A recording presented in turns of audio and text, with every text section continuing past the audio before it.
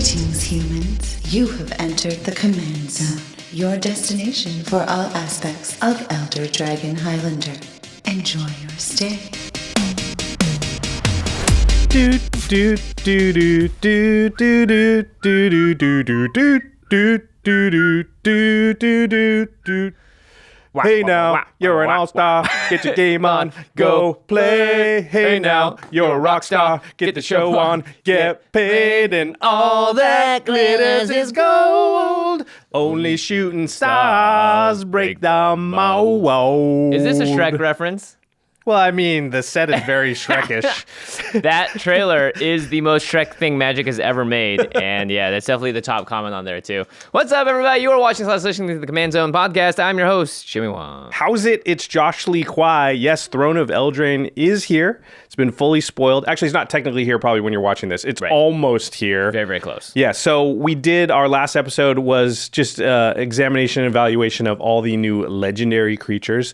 And this episode, we're going to talk about all the cards that can go in your 99. And there are a lot of them. So we're going to jump right into it. But before we do, if you're looking to pick up any of these cards, buffer up your deck, make your play experience a little bit more adventurous, make sure you head on over to cardkingdom.com/commandzone. That's our affiliate link. All you have to do is enter that URL into your browser, and boom, you're on the website. You buy cards. You can order sealed products, singles, whatever you want, and you're directly supporting the show that way, and we can't thank you enough. Yeah, and another way to support the show is by supporting UltraPro.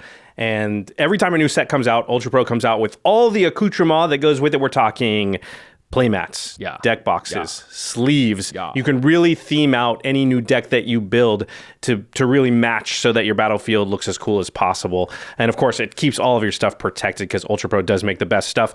And the final way to support all of our content is directly. If you go to patreon.com/commandzone, you can join our Patreon, talk to Jimmy and I on Discord, see game nights earlier than everybody else. Game nights is, I think it's coming out in a few days from the time you're hearing this. And so, yeah, maybe it's like early or middle of next week when we're not sure exactly when this is going to release, but the patrons, regardless, will get to see it a day early than everybody else. So again, patreon.com/commandzone. And of course, we call out one lucky patron every single episode. And this episode is dedicated to JT McDonald. JT. You rock. Yes, it's MacDonald, not McDonald. Yeah. He probably has gotten that a lot. Yeah. We should probably start a petition, too, to have UltraPro make some Shrek-themed playmats. That would be sweet, actually. I want the donkey one. Yeah. Donkey. All right. We should say this set's a little bit weird because there were the Brawl precons that came out. Yes. Of course, hopefully you watched all of our upgrade videos for that. So we are going to throw in the non-commander cards that are in the Brawl precons that aren't in the regular sets. Yeah, so they're like Arcane Signet is the big one everyone's talking about, which we will, of course, talk about. We're going to talk about cards like that just within the bulk of this set review, even though you won't be able to find some of these cards in booster packs. We'll try to make note of that when that's the case. And if you're looking for legendary creatures, go to our other set review. This is all about the non-legendaries. Okay, let's start out by talking about the mechanics in the set. There are only a couple of new ones, and then there are some themes I guess we'll touch on too. So the first one is Adventure. Yeah, so you've probably seen these weird looking card frames around where the bottom half is split into two parts, almost like a book. Yeah. And there's an additional spell on the bottom left side. So the way that these cards work is that they, again, have two ways to cast them, like split cards and other things in the past. If you cast the Adventure side, you basically do the mana cost and what it says in the bottom left of the card, and then that card resolves, the effect happens, and that card goes on an adventure. So it gets exiled outside of the play area, and then if you ever want to cast the actual card, you can for just paying its regular cost in the top right. At any regular time, you could cast that card. So if it's a creature, you need to cast it at sorcery speed, and boom, enters the battlefield, and you have a card that you essentially use twice. But if you don't want to use the adventure, you can also just cast the card for normal. Yeah, I kind of look at it like the inverse of Enter the Battlefield, whereas like on Enter the Battlefield, you cast the creature and then you get usually an instant or sorcery-like effect. Right. On this one, you cast the instant or sorcery part first, and then later you can cast the creature half. I think all the adventures are on creatures, or at least most of them definitely are. Yeah, I think so. So you get an instant or sorcery type effect, and then later you pay the rest of the mana, and then the creature comes in without the instant or sorcery effect, right? Because you already got it. It's interesting to me that they also named the adventure side. So like, let's read Ardenvale Tactician. It's 1 white for a 2/3 with flying. But it has an adventure side, which is called Dizzying Swoop. And if you pay 1 and a white, then you can cast the adventure side, and it's an instant, and it says tap up to 2 target creatures, and then you exile this spell, and you can cast it from exile. Yep. So It's like Dizzying it swoops Swoop, in. is like a card on its own with its own name even. And then it taps 2 creatures, and then, you can cast it as a creature, so. I can't imagine how hard it is going to be to look these up online. Yeah, what if I type in Dizzying Swoop? Will Is it going to, bring up the Tactician? I have no idea. Also, what if you... Does that mean if you like Meddling Mage, or one of those name a card cards? Oh, you can't... Maybe if you name Ardenvale Tactician, can I still use the Dizzying Swoop side of it? Eli. We got to ask the judges on that one. We're definitely not qualified to answer that question. No. I'm barely qualified to ask it. I am qualified to say, though, that we aren't really going to talk about adventure cards in this. I think this is more for standard and limited, and they don't have as much appeal for Commander. The one thing I'll say is that if you can bounce the creature, then you can reuse the instant sorcery side over and over. So that interaction may come up. Something like Chu Lane or another commander that allows you to bounce creatures back to your hand. That may be useful. We don't know. But yeah, there's not a bunch of adventure cards we're going to talk about because they're pretty narrow if they are usable. Yeah, but the flavor is on point. Yeah, it's pretty cool. Yeah, that's when you say, this creature's going to go on an adventure is usually how we say it when we play it. Yep. Okay. The next mechanic? Adamant. So Adamant is basically looking towards what color of mana you're using to spend in order to cast a creature. So if a creature is 2 and a black and you spend black to cast it, it'll usually have an additional effect that triggers. If you cast it, if you use this to spend it, then X happens. Yeah, it's specifically if at least 3 of a certain color was spent to cast the spell. If... Usually you have the, like you said, optionality of like, you don't have to spend 3 because it's 3 in a red. But also, it can be hard to spend 3. Yeah, but if you spend 3 red, then some additional effect happens. Yep. Again, not something that's going to come up for us a lot. There's a minor sub-theme of when you draw your second card each turn, something happens. There's cards that care about you drawing your second card on a given turn. Yep, it reminds me a little bit of Crown, I think, who cared about if your opponents drew more cards or cast more spells each turn. It's the second thing that it's interesting. Seeing a little bit more of that. There's food tokens, which are a new thing. It's kind of like clues or something in that a food token will be created by various cards, and then the food token innately has the ability that you pay 2, sack it, and then gain 3 life. Yep. Not that exciting on the gain 3 life part, but exciting for Commander players that care about tokens or artifacts on the battlefield. Right. Yeah, they are artifacts. That's a good point. And there are things that care about specifically food tokens. And then, of course, for us, there are just things that care about how many tokens you have, how many artifacts you have, that kind of thing. In general, yeah. And the last thing that's sort of throughout the set is this is not just a fantasy set, it's also Arthurian. So there is Knight Tribal. As we saw with Sir Gwyn is also a Knight Tribal commander. There are a lot of knights running throughout the set, and you'll find random synergies here and there. Yeah, that's pretty exciting because Dominaria had a bunch of knights, so we're kind of continuing a theme over recent sets. So I think newer players can look to Knight Tribal as something that's kind of easy to assemble for them. All right, let's go into the specific cards here. We're going to start off with the Planeswalkers. We always talk about the new Planeswalkers in a set, and this one's no different. And this one, we have the return of Garruk. So it's Garruk, Cursed Huntsman. Pretty beefy boy. He's always beefy. He's always beefy. Garruk and the Huntsman. I was trying to make a Huntsman joke about that. He is the Huntsman in the, sort of the mythical Huntsman. And if someone had to cosplay it, Josh, I think... It would be Chris Hemsworth. Okay. Oh, I was going to say you with your arms. But all right, sure. Chris Hemsworth would be good, too. I can't grow a beard, so it's impossible for me to do that. All right, it's 4, a black, and a green for a 5 loyalty Planeswalker, Garruk. Has a 0 ability, so no plus ability. You create 2 black and green wolf creature tokens. And they have, when this creature dies, put a loyalty counter on each Garruk you control. Each Garruk. So not just this Garruk will get, no plus ability, but if you make wolves and they die, that's kind of a pseudo plus ability on this Garruk. And also will incidentally put loyalty counters on your other Garruks if you happen to have multiple Garruks. And that one too. Yeah. Is -3 is destroy target creature, draw a card. Very Garruk. -6, again, starts with 5 loyalty. You get an emblem with creatures you control get +3/+3 and have trample.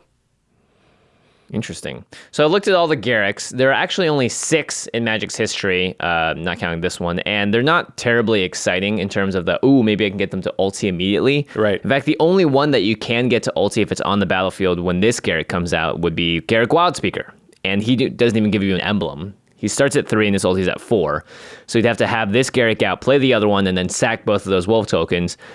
And then you could ulti this Garrick and just give your creatures +3/+3 and trample, but then the creatures you just create. It's just until end of turn on Wildspeaker, right? So it's not that impressive. Don't get too excited about it. But the fact that this Garrick creates 2/2/2s is actually really exciting, especially if you're going to have Doubling Season or Parallel Lives out. If you have Pure Imaginative Rascal, that one specifically adds counters and doubles that. So you can get, with Doubling Season and Pure out, I think you get like 8 counters on Garrick. Oh, so you can maybe like emblem twice, basically? Yeah, if you sack all of them at the same time, yeah. That's pretty cool. Because you're going to get a bunch of tokens. And then they're going to double when they go on. Yeah. Okay. Sure. Or maybe even more because of Doubling Season. There's also a lot of work counters to create a Craterhoof Baby. Yeah. I think this card is, more exciting for people that just want to either make a lot of creatures, have a pretty flexible 6 CMC commander. I mean, commander is not commander, Planeswalker. But I don't think it's actually that exciting, but I think it is very cool.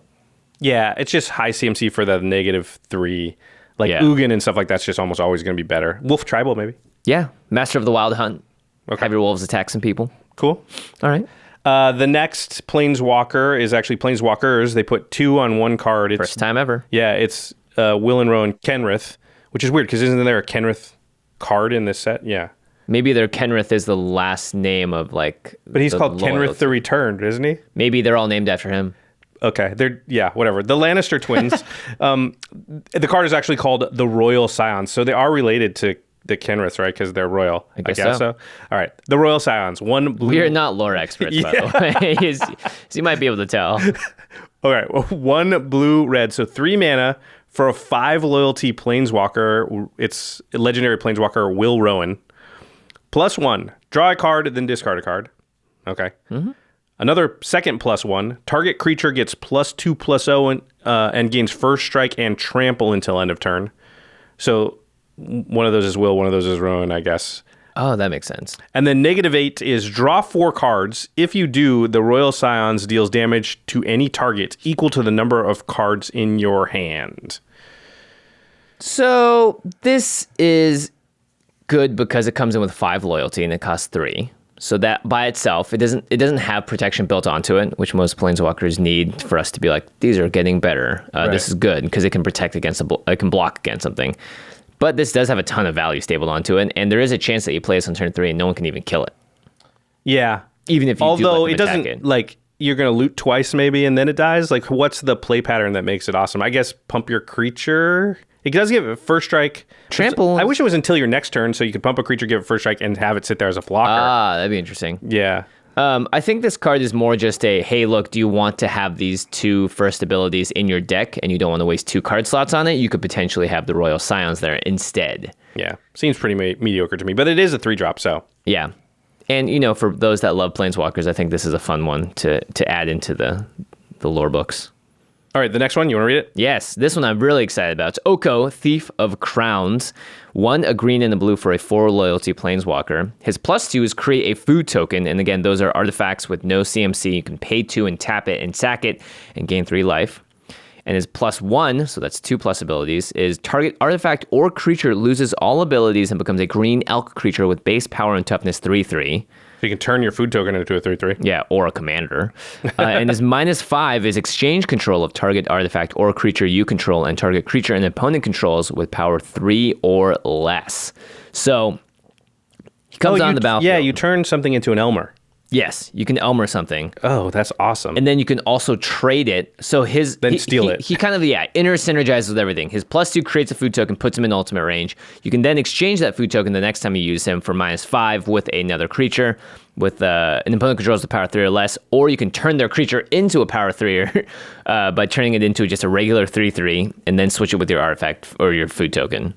Right. There's a lot going you're right. on It is here. very good against tokens or against commanders because those type of effects tend to be a little bit annoying. Yeah.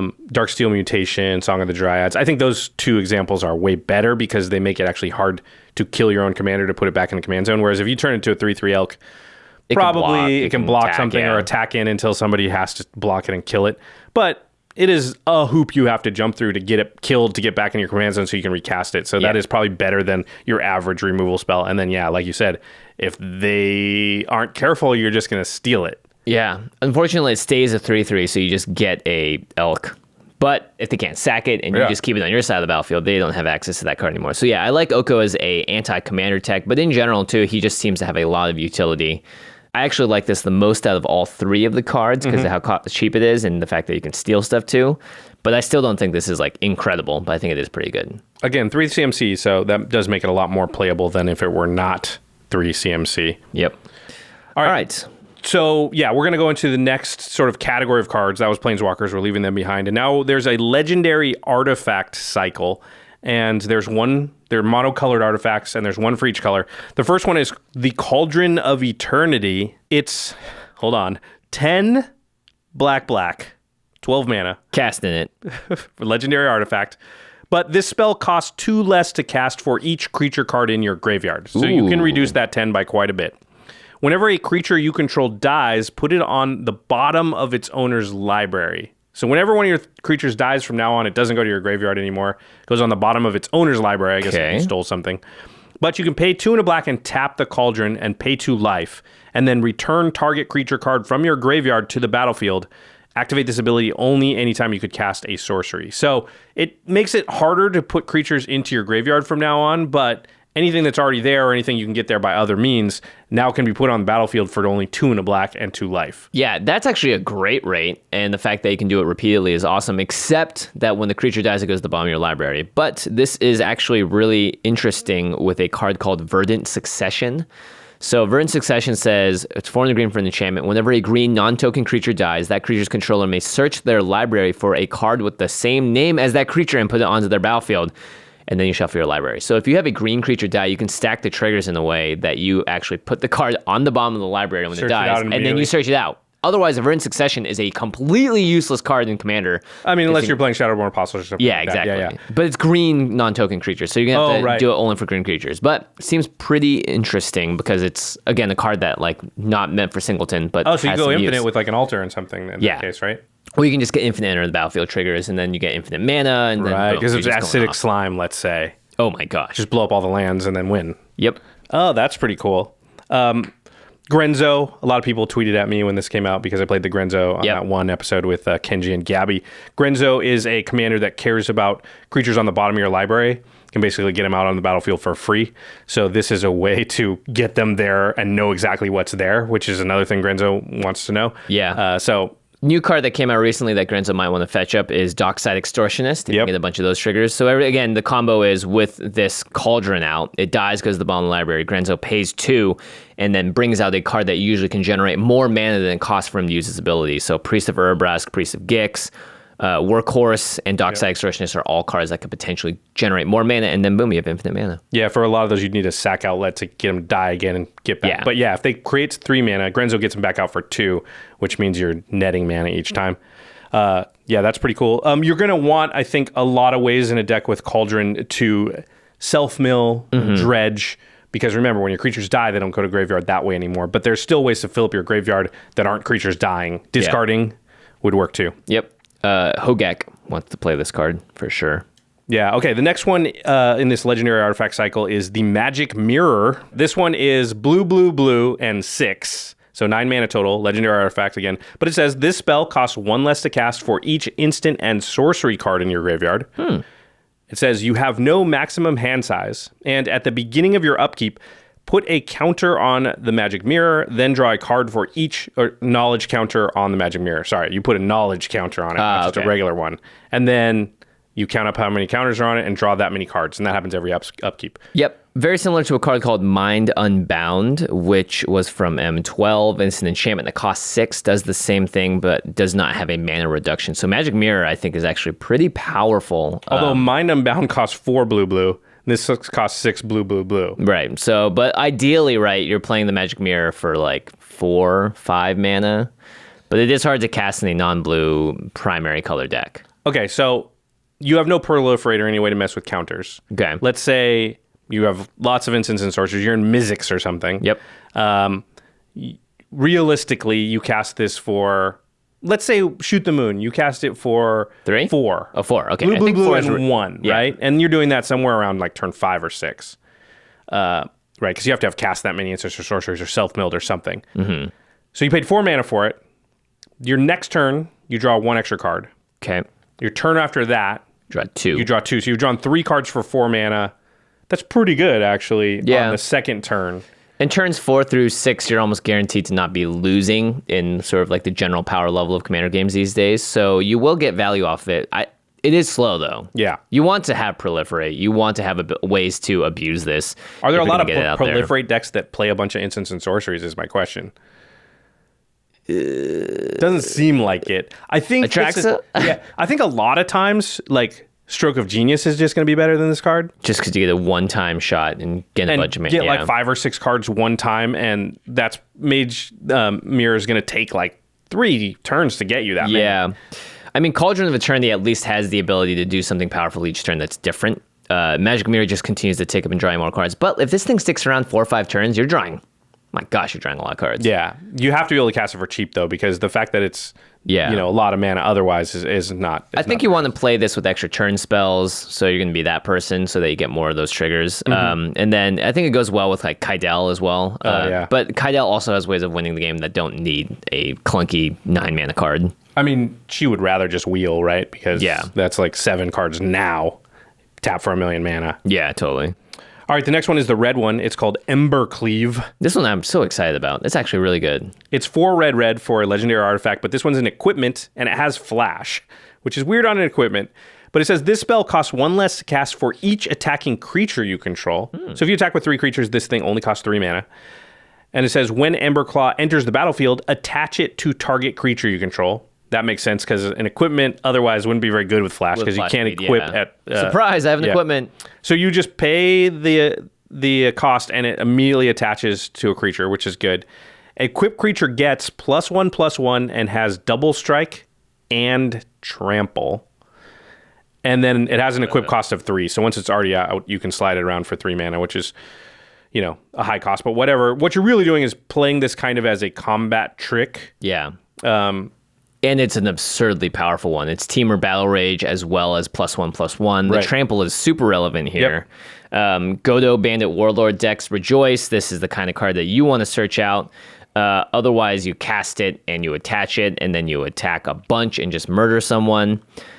Someone made a good point that in the Neheb the Eternal deck, because it is a 6 mana card, you play Neheb on 4 or 5, you attack with Neheb, and you're definitely going to be able to play Ember Cleave. And even if they block, they're going to take absurd amounts of damage. You're going to make all that mana back. Oh, because the afflict and then the double strike and trample. Yeah, exactly. So they're going to take a ton. And then you're going to get the mana rebate. That's good. Which is interesting because normally I would say never put in equipment in the Neheb deck, but this may be one that works just because it is so efficient once you're able to, surprise someone with it. Greven, I think it's pretty good in Greven. Yeah, totally. Again, maybe not great because you're normally only attacking with like 2 creatures in Greven. Mm-hmm. So 4 mana is kind of a lot. I think you have to be able to get this down to like 3 mana. Otherwise, I think you should just play Temur Battle Rage. Yeah. Because that's 2 mana, right? Now, this is reusable, so I'd be willing to pay a little bit extra, but I think 4 mana is a lot as a trick. Yeah, I mean, that's why cards like Grand Warlord Radha gives you a bunch of mana when you attack. So does Radha Heir to Keld. So that is another way. I mean, I think you're going to want to do this in either a go wide deck or like a monster beatdown deck, like a Xenagos deck. I mean, a Voltron deck may want it as just a surprise kill you too. There's not a ton of things that give double strike at instant speed and trample, and so actually double strike is really rare on the equipment. Yeah, it's just not something that people calculate in and assume you have. So a lot of times people will let an attack through. Oh, okay, I'll take 6. No, hold on. Yeah, you're going to take 21 and die. That's the type of thing that people don't see coming from a lot of decks. So it could be worth it for just that aspect. Yeah, people said Prosh Skyrider of Care would be really fun with this too, because you can attack with the little guys, and then all of a sudden Prosh becomes a 12/12 with +1/+1 double strike trample. Seems good. Someone's going to die. All right, the next one is the green one, and probably the most powerful. Yep. It's the Great Henge, one of the most powerful cards in the set, actually. It's 7 green, so 9 mana total, legendary artifact. This spell costs X less to cast, where X is the greatest power among creatures you control. So if you have a 5/5, this is only 4 mana. You can tap it to add green to your mana pool, and you gain 2 life. It comes in untapped, too, so you can use it right away. So if you have a 5/5, it really costs 2 mana, kind of. Yeah. And then it says, whenever a non-token creature enters the battlefield under your control, put a 1/1 counter on it and draw a card. So that's powerful. I mean, very, very powerful to just pump the creature. And just the draw a card part, it's part of Zendikar Resurgent, basically. Yeah, I was thinking that too. And it gives you some kind of ramp because you can use it for that. And it's ETB, not cast, which is more powerful because there are more ways to abuse Enter the Battlefield than there are to abuse casting a card. Yeah. First thing I thought of was Persist creatures. Yep. Because it's just like Grumgully, which we talked about last episode. If a Persist creature dies, it comes back to the battlefield with a -1 counter. This puts a +1 counter on it, which they negate each other. So now it has no counters on it. So if it dies again, that will just happen again. And every time it comes back in, you draw a card. So it has the benefit you're going to get from a Persist creature, like entering and exiting and entering and exiting forever. It means you'll draw your entire deck. So if you have a sack outlet, this, and a Persist creature, you're going to draw your entire deck. If the sack outlet is an altar, you're going to draw your entire deck and have infinite mana. So that's going to just win you the game. Sounds kind of broken. Also, if it's like Murderous Redcap or something, you don't even need the mana. You just need a sack outlet because Murderous Redcap will deal damage every time it comes in. Yeah, this is the kind of deck that wants also really high power creatures. So Selvala decks obviously are going to think about something like this. And theirs, Galta has a very similar text. If the spell costs X less to cast for X is the total power of creatures you control. So, and that guy's a 12/12 with trample. So there's, I think, a bunch of that makes the Great Henge cost 2 mana. Yeah, which is pretty crazy. And of course, because you're getting this doubled up, you're getting this effect where you get to get a +1/+1 kind of draw card. Yarok and Panharmonicon. Great ways to just draw a bunch more. But oh yeah, that is an ETB effect. I think Persistent Altars is just where it's at. But done. You win. If you already have Persist creatures and altars in your deck and you have green, then you just put this in there because you're going to draw your whole deck. Yeah, and also like it's just a good card. Like it's not a card that you draw and it's like this is only a combo piece. Right. No, it taps for mana and draws you cards and bumps your creatures. Like, and it's going to be cheaper than 7 mana almost every time. Like the most you're ever going to pay for this is like 5, right? You're going to have a 4/4 most of the time. So. Yeah, that card seems a little bit nuts. I'm a big fan of it. I was like, oh, the most powerful card in the set isn't white. What a surprise. Speaking of white, let's talk about the white one. It is the Circle of Loyalty, 4 white, so 6 mana for a legendary artifact. But this spell costs 1 less to cast for each knight you control. Oh man, we were so close to just having it be something more generic. Something that white of all, like green gets the one that's like, hey, if you're in a green deck, this is probably going to be good. Yeah. White gets the one that's like, you have to be a knight specifically. You have to be a knight, yeah. Okay, so it reduces its cost for knights you control. Creatures you control get +1/+1. Whenever you cast a legendary spell, create a 2/2 white knight creature token with vigilance. And you can pay 3 and a white, tap the Circle of Loyalty, and create a 2/2 white knight creature with vigilance. So, okay. Yeah. Listen, if you're in a knight deck, you're running this card. Yep. Right? If you're playing Kethis the Hidden Hand, maybe you're running it because of all the legendary creatures you're casting. But you have to be in the knight deck, so like Ariel, Knight of Windgrace. Funnily enough, Edgar Markov is a knight. And you also have Sir Gwyn, who I think this and Sir Gwyn go along very nicely. Yeah. I just wish that if you looked at the cards, I think green's the most powerful, black's the second most. Yeah. Probably then red. Blue and red similar-esque. They're very different techniques. Yeah, I think red's probably better than the blue one, just as far as if you're just rating it on how strong it is. And then white and blue are kind of similar. Like we talked about this last episode, white's the weakest color. When you have chances to give, like I wish they would look at it and be like, maybe we can make white the strongest of this cycle. Like just one time. Yeah, it's a little disappointing. Just one time. But Knight Tribal, there you go. I'm just sad for white. I wrote the outline, right? We wrote the outline together, and I kept going through the cards, and every time a white card came out, I was like, here we go. I'm like, oh my gosh. So you know what? Spoiler alert, white doesn't get any help in this set either, really. There's one card, maybe. All right, let's go to, we've got one more cycle. It's the Castle cycle. So the cycle of rare lands in this set is not dual lands, it's monocolor lands. Again, I think we're getting ready for Devotion in Theros. Mm-hmm. That's just a prediction. We know nothing. So there's these 4 castles, which are the rare lands that are kind of utility lands. So let's start with Castle Ventris. Ventris is the blue one. It's a land. They all have this same type of text at the start. So Castle Ventris enters the battlefield tapped unless you control an island. Okay. So there'll be one for black that says unless you control swamp, blah, blah, blah. It taps for blue, or you can pay 2 and 2 blue, tap the Castle Ventris, and scry 2. So it's just like pretty easy to come in untapped, and then has like an overcosted ability tied to it. Nothing super exciting. Yeah, I think all of the abilities on these lands are overcosted, but they are utility, and if it's not going to damage your mana base, I could see them as just being auto includes in a lot of decks that just want a little bit extra power out of their lands. That like, you know what, I don't need this basic land slot. What can I replace it with? Castle Ventris, and these castles seems like great cards for that. Yeah, I think once you're above 2 colors, you probably can't afford it because you're gonna have too many dual lands that aren't islands or swamps or whatever. If you guys are looking for a really good scry land, though, I would recommend Soldevi Excavations. It's a land that when it enters the battlefield, you have to sacrifice an untapped island, but it does tap for blue and colorless, so it taps for 2, and you can just pay 1 to tap it and scry 1. So yeah, once you get that going, it's way cheaper. Yeah. These are good. You wrote down Elsha, Kefnet, Yeah. decks that care about the top of your library. Hopefully you have better ways of manipulating the top of your library than paying 4 mana to scry 1. But it might be useful in Or scry 2. It might be useful in certain decks that like this is not your primary. You hope you draw top, but if you don't, then Here's another way to get at it. Yeah. Redundancy is good. Okay, the next one is the red one. It's Castle Emberth.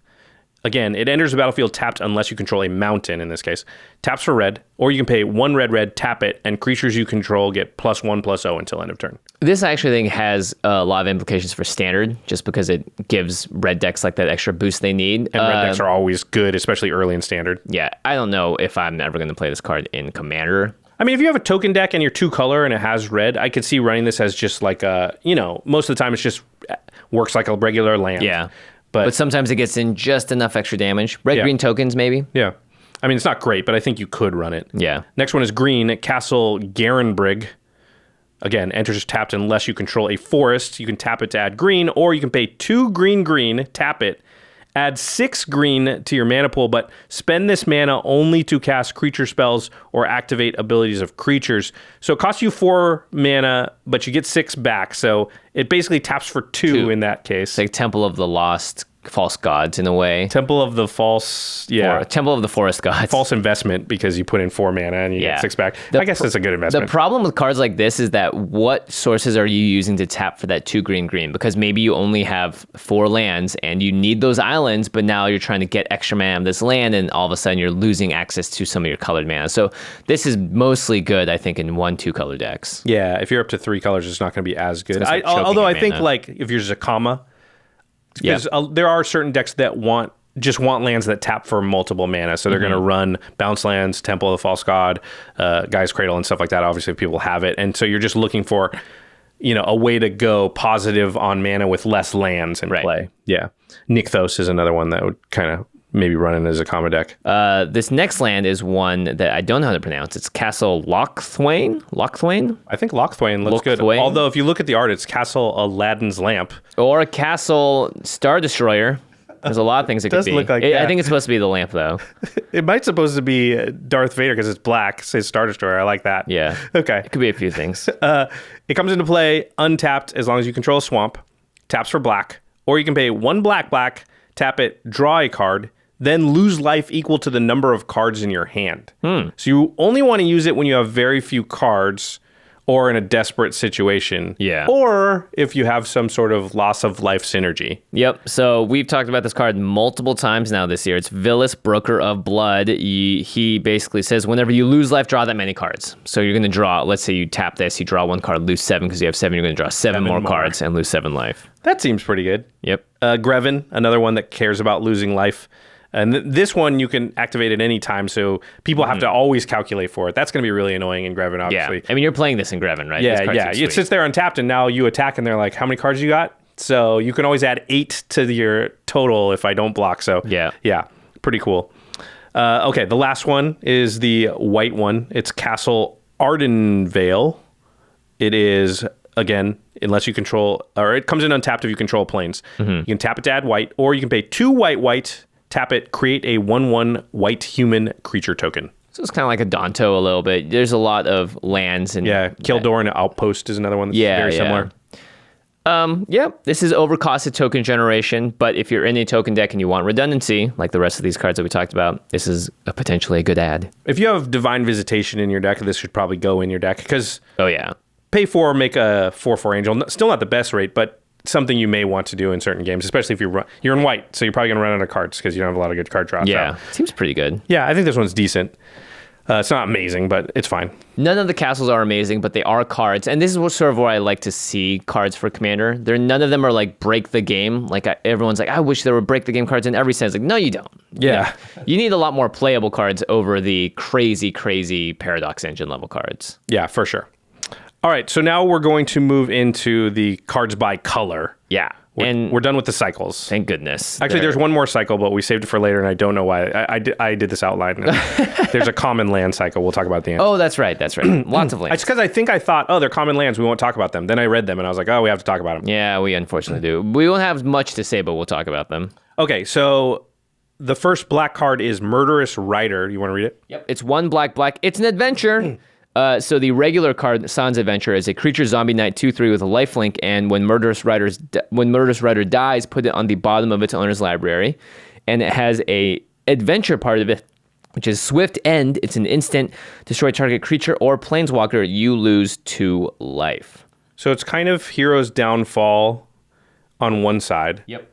And then it just has added value in that you can get a 2/3 lifelinker later. Yeah, and that it goes to the bottom of your library when it dies. Now, interesting thing about this is that Kess Dissident Mage can cast this from your graveyard, because Kess says during each of your turns you may cast an instant or sorcery card from your graveyard. Wow. And this counts as both. Now, if Kess said target an instant or sorcery in your graveyard, then you couldn't do it, because in the graveyard it's a creature zombie knight. But you have the option of casting it as an instant. So if this is in your graveyard with Kess, you can cast it. It'll be difficult to get it into your graveyard, because when it dies, it goes to the bottom of your library. But if you milled it or something and it got in there, it's interesting. Grenzo, obviously, this is very, very good. Yep. And that it'll die, go to the bottom of your library, and then you get it back out. Although you get it back out as a 2/3, so maybe not as good. Yeah. I should have put these in alphabetical order, because now we're having to scroll on the thing to find them. But this is just the way that it happens. All right. The next one up is one that I enjoy quite a bit. It's very efficient. It's also not in alphabetical order. Oh, because it's in the Brawl decks. Oh, that's right. Yeah. Okay. Well, wow. It's Chittering Witch. I can do it from memory. Ready? Yep. It's 3 and a black. Correct. For a 2/2.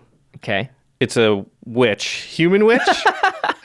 Crap, I didn't know that part of it. It's a Chittering Witch. Yeah, I think it's a human witch, but we'll double check that part.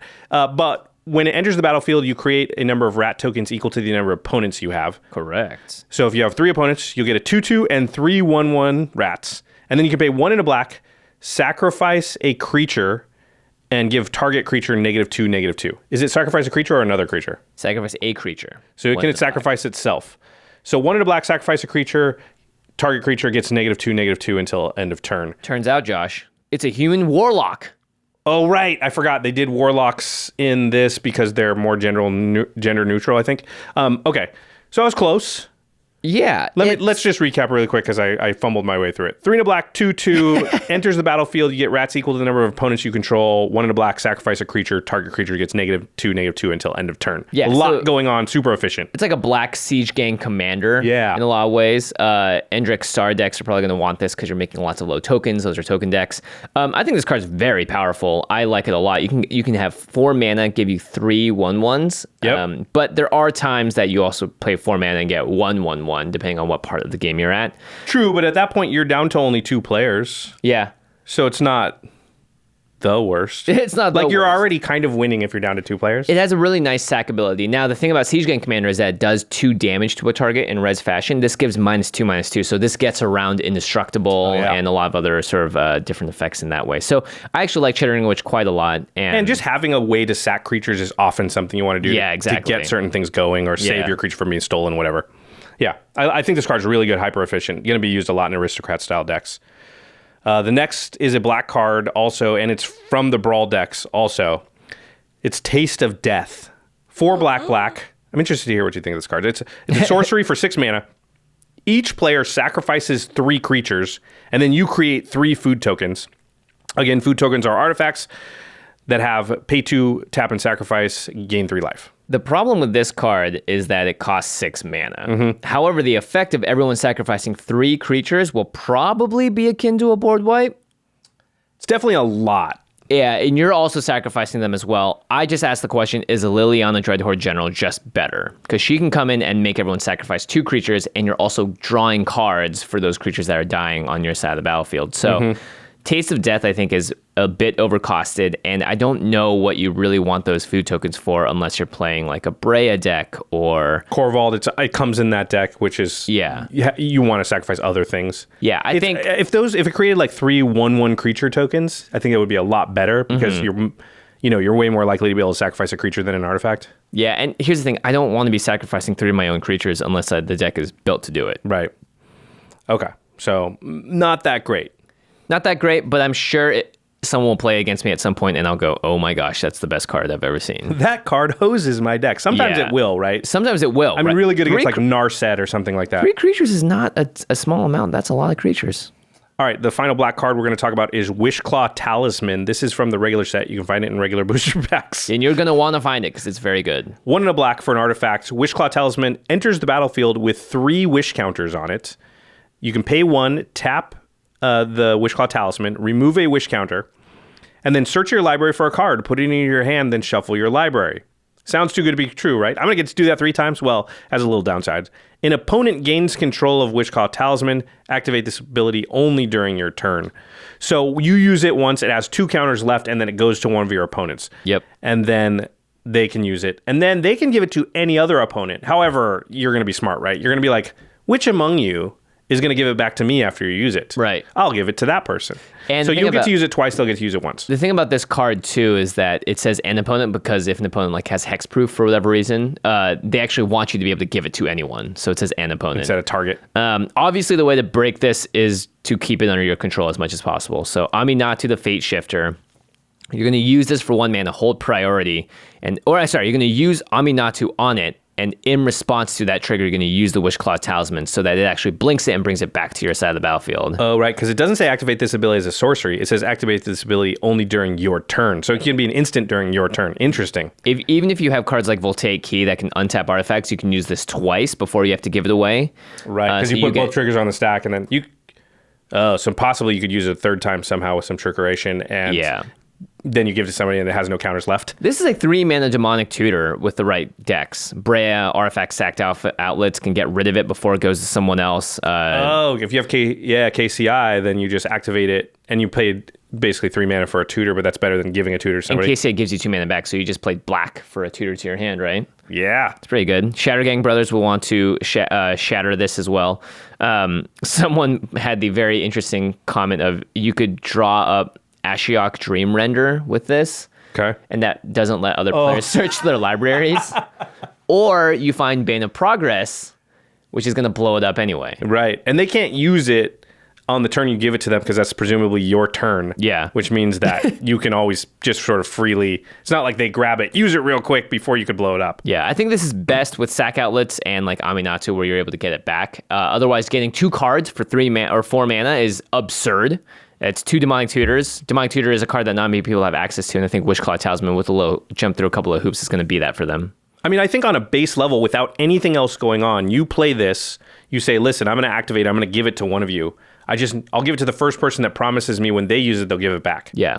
So on a base level, you use it twice, somebody else uses it once is not that bad. Not bad at all. In super high power level playgroups, that might be too dangerous. But presumably, you also are playing at a high power level, whereas 1 tutor for you first might be enough to win anyway.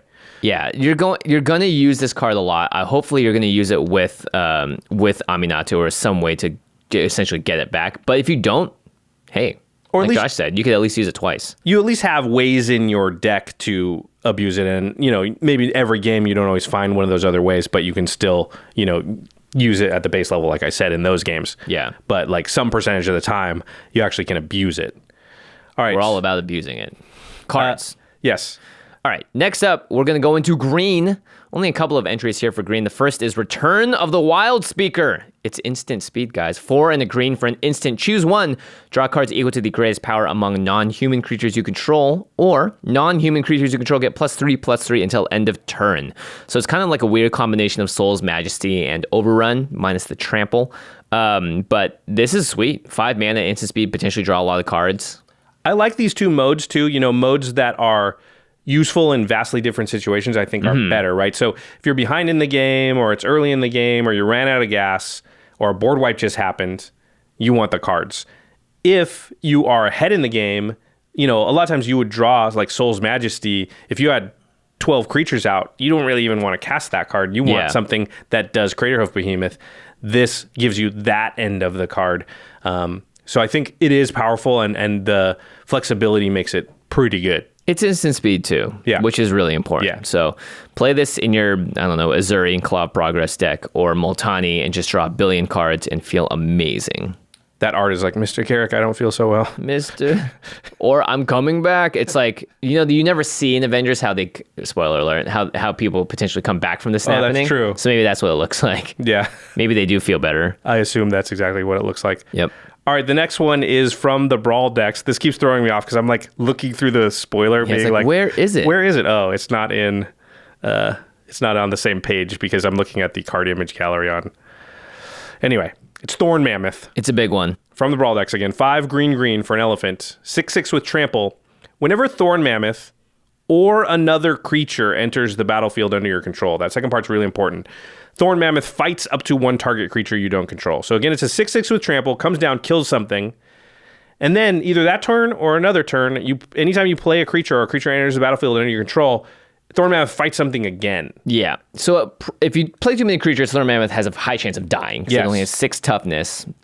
But if you have, just going to play 2 creatures a turn, pretty good chance you're just going to off 2 creatures a turn. Also, if you have instant speed, create a creature, because it could be a token. Oh, right. So if you have like Squirrel's Nest on something, you like fight something on your turn, damage wears off, goes to Jimmy's turn, create a squirrel, fight something. You can, like, this card is very, very powerful. Again, 7 mana, but repeatable single target creature removal, pretty good. Yeah, and if you blink it with something like Rune, it's going to lose the damage, come back on the battlefield, fight something again. Yep. And Animar can cast this for really cheap. Sometimes you can just, clear the way. If you get this on like a Mimic Vat or something like that. Oh, yeah, that's a really good target for Mimic Vat. Yeah. I like this card. I think, again, it's high casting cost, so it's not like tier 1 competitive style card. But in most of our decks in the 6 and 7 range, I think Thorn Mammoth does a lot of work and is good. Yep. All right, we are going to continue with red, but before we move on to the remainder of the cards, we're going to take a quick break and hear a message from our sponsors. Our episode this week is brought to you by Mac Weldon, the premium men's essentials brand. Josh and I actually got to try out some of their product recently, and I gotta say, I was really impressed by both the comfort and the quality. Plus, Mac Weldon has clothing that covers the entire spectrum. We're talking socks and shirts, underwear and hoodies, sweatpants and jackets, you name it. And one thing I particularly like, since I've been hitting the gym a bunch lately, is that they have antimicrobial stuff that is actually made to help eliminate odors. And that is pretty important, especially when you're headed back to the office after a good workout. I mean, I'm not a monster. I still shower before I come back. Our noses thank you for it. You're welcome.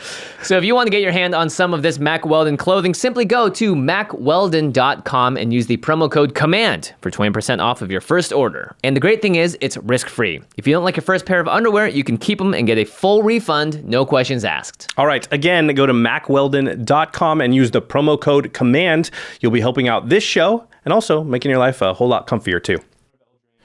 And we're back. Before we continue with our Throne of Eldraine set review here, I did want to do a quick call out to our buddy DJ from Jumbo Commander, who was a co-host of the show while Jimmy was gone. He's running a Kickstarter right now for his new playmat. It's pretty awesome. Elephants, DJ's brand. I love it. Yeah, so very cool art. And I really like, we're going to put it up digitally on screen here. I really like the artist did some framing around the outside. So yeah, it's really pretty. Yeah. It's definitely bright. It's going to stand out. You can check it out. He's doing a Kickstarter similar to what we've done. It's only going to run for 30 days. At this point, that number has gone down by like a week, 8-9 days maybe. So make sure you check it out. We'll also include a link below. Yeah, get in there, get your order in, because just like us, he's going to do it this one time and then never print this thing again. So support your creators. Yeah, support DJ for sure. He's a good guy. All right, we're moving on now. Again, Eldraine set review. We're in red, running down the list of red cards. The first one is Fires of Invention. This is a super interesting one. Yeah. 3 in a red for an enchantment. You can cast spells only during your turn, and you can cast no more than 2 spells each turn. So all bad so far.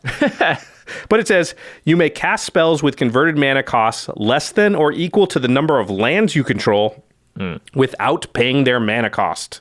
So you get some free spells every single turn, but you're limited on how many you can cast, but you get them for free. It's super weird. I mean, it's cheating of mana cost, right? Like, it just gives you free mana. This is the kind of thing I'm talking about, Wizards. This is Really? It's weird, but it gives red stuff that it never has had before in a very red fashion. Yeah, this is like hyper ramp in red, right? Yeah. In a way. But you have to, I mean, my brain when I saw this card just started malfunctioning because it's like, well, but what if I want to cast 3 spells? But it's so powerful if I, I wouldn't be able to cast 3 spells without this card probably, right? If I had a 4-drop and a 3-drop. So it's still better in that case, probably. And it doesn't break the game because you can only do it during your turn. Right. So you are cheating mana costs. You don't have to cheat the mana costs. You can still pay for like a 6 mana spell if you want. You only have, if it's not going to be less than the number of lands you control. Right. Yeah, this is interesting. In a blue-red deck, Ancestral Vision comes out immediately for free.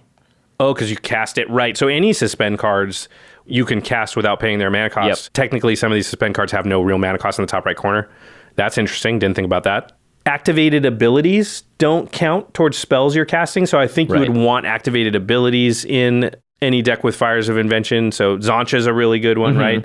So you cast 2 spells, you have some mana left over. Now I just pour that into Zoncha, hurt my opponent, draw some cards. This is a great card to give to people with Zedru. Maybe you could be helping them. Maybe, yeah, but it's, give it to the person Storm that casts deck. Vidalcan Orrery. You're right. If they have Aetherflux Reservoir in their deck, then you're just like, here, have this. Yeah. Bullets of Citadel, here, have this. Yeah. Notably, this doesn't reduce commander tax, but if your commander costs less than the number of lands you control, you can pay it and only pay the commander tax. This, I think, is pretty good with like stacks. So if you have Winter Orb or something, now nobody's untapping their lands, and you're still casting one huge thing every turn. Right. So that's pretty good. Static Orb, another one. Cards that allow you to play cards without quote-unquote casting them. Yeah. So Quicksilver Amulet and cards like that are really good. Yep. Planar Bridge, one of your favorites.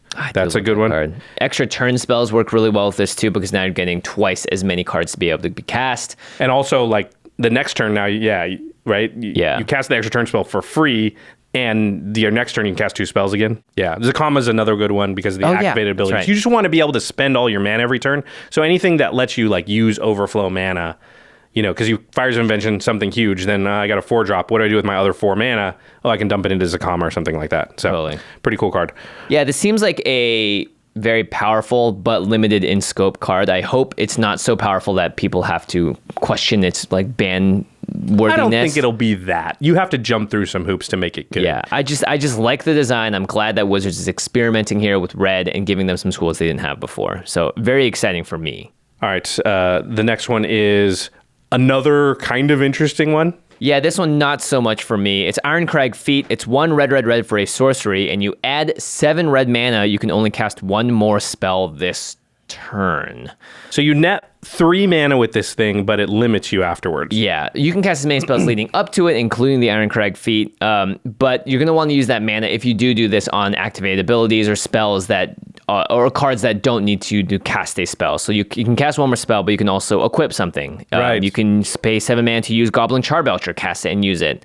Craig had a cool idea here, which was you could copy this spell, and a lot of the copy spells either are cast before or while this is still on the stack before it's resolved, so they won't count as your 1 more spell this turn. Oh, I see. Yeah, you cast it, and on top of that, you cast the copy. Pyromancer's Goggles is a card that, you'd get 14 black mana and then still be able to cast mana. 1 more spell. Yeah, sorry, red mana. Yeah. Fury Storm, a card that is underrated right now and I think very powerful. I've been putting in more and more decks. You could presumably or possibly, copy this 3 or 4 times and then just fireball somebody for your 1 spell, something like that. Yeah, or you could also play Mana Geyser instead. And then you have a ton of mana and you don't need to cast anything. Yeah, there's a lot of different ways to not play this card. So Mana Geyser...